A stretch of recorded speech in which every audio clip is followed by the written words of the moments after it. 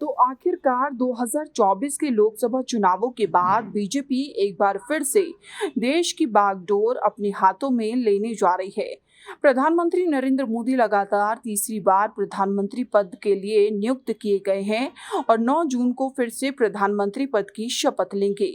देखा जाए तो प्रधानमंत्री मोदी का अब तक का ये राजनीतिक सफर कई उतार चढ़ावों के आने के बाद भी संभला हुआ नजर आ रहा है। 2019 और अब 2024 में एक बार फिर से देश में अपनी सरकार बनाने जा रहे हैं और फिर से मोदी मोदी के नारों की आवाज देश में गूंज रही है।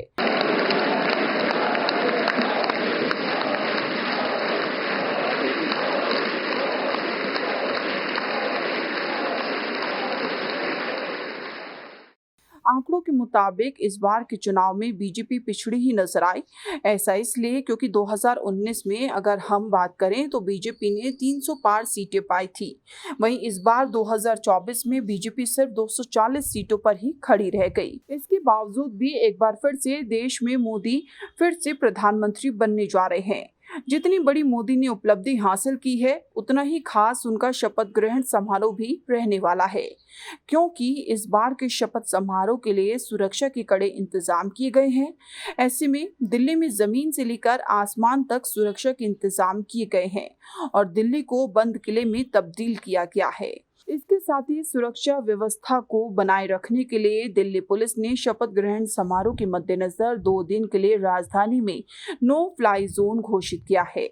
आपको बता दें कि 9 और 10 जून यानी 2 दिनों तक देश की राजधानी दिल्ली में धारा 144 लागू रहेगी। इन 2 दिनों के लिए दिल्ली को नो फ्लाइंग जोन घोषित कर दिया गया है।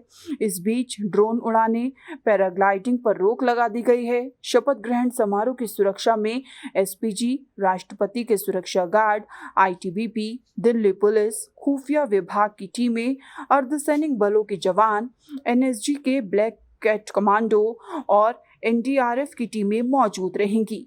वहीं जिन होटलों में विदेशी मेहमान ठहरेंगे, उनकी सुरक्षा के लिए भी केंद्रीय एजेंसियों की सलाह पर खास इंतजाम किए गए हैं। Bureau report, news beat.